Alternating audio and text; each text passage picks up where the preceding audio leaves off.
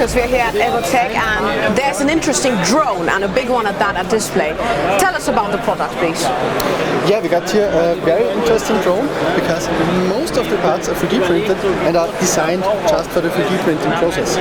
So you can see here, we got here a very lightweight design and it's printed with carbon fiber filament. So it's very strong and yeah, it weighs about nothing, so it can carry a huge load.